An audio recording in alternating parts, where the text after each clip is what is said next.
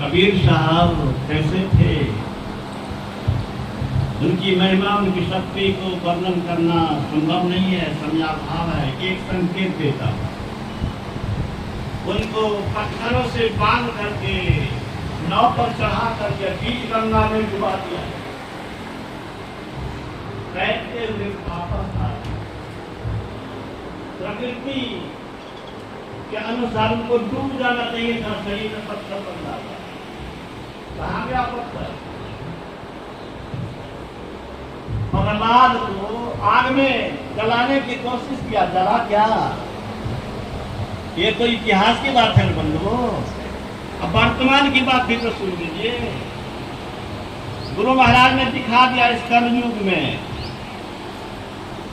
7 अक्टूबर को गुरु महाराज ने कहा कि कलकत्ता से जो हमारी यात्रा जालंधर की होने वाली है वह शुभ नहीं है।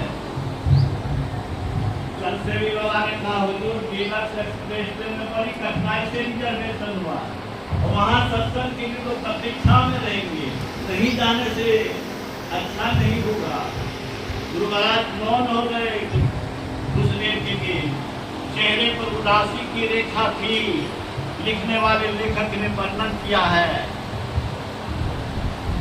आंख बंद है, फिर कहते हैं जो स्वर चले ताही पग दीजिए, एक टक्कर कान से लीजिए।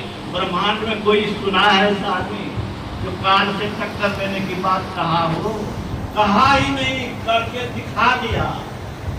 ट्रेन 9 को चली, 9 अक्टूबर 77 को, और नैनी स्टेशन पर उत्तर प्रदेश में स्टेशन पर खड़ी मालगाड़ी से गलत सिग्नल के कारण टक्कर हो गई, इंजन के टुकड़े टुकड़े हो गए।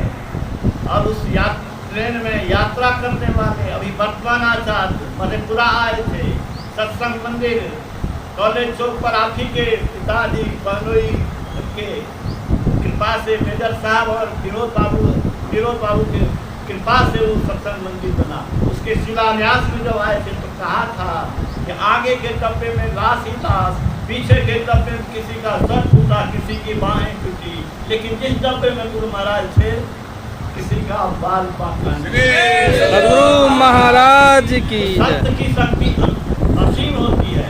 आप हम गर्भ में क्या कर रहे थे कुछ पता नहीं है, लेकिन कबीर साहब ने बता दिया कि वहाँ पे कितने कष्ट में थे, निहोरा करते थे, हे भगवान हमको इससे उबार दीजिए, मैं भजन करूँगा। लेकिन दुनिया में ऐसा कहाँ, अब दूसरे चीज में लग गए। संत महात्मा की बात मानिए, डॉक्टर की बात सुनिएगा।